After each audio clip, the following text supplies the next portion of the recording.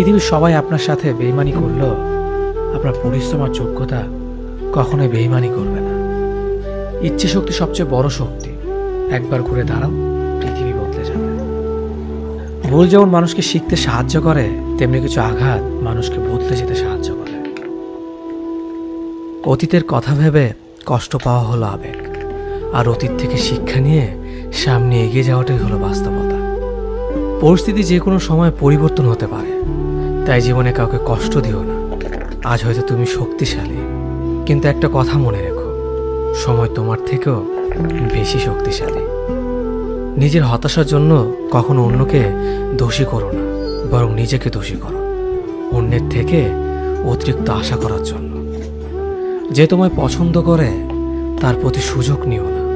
তোমাকে যা প্রয়োজন তাকে ব্যস্ততা দেখিও না।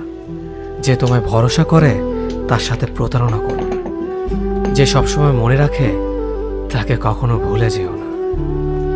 সত্যি কথা বলতে, যে আমাকে ঘৃণা করে তাকে ঘৃণা করার মতো সময় আমার কাছে নেই।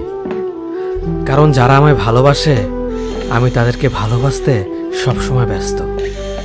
একটা সময়ের পর আমরা বুঝতে পারি আবেগ দিয়ে কখনো দুনিয়া চলে না, আর বাস্তবতা কখনো স্বপ্নের মতো হয় না। অতীত তোমাকে কষ্ট দেবে, ভবিষ্যৎ তোমাকে স্বপ্ন দেখাবে, আর বর্তমান সবসময় তোমার পাশে থাকবে। তাই শুধু বর্তমান নিয়ে ভাবো। মানুষকে তোমার দুর্বলতা বুঝতে দিও না, কেননা মানুষ তোমার দুর্বলতা জানলে তা নিয়ে খেলা করতে আনন্দ পাবে।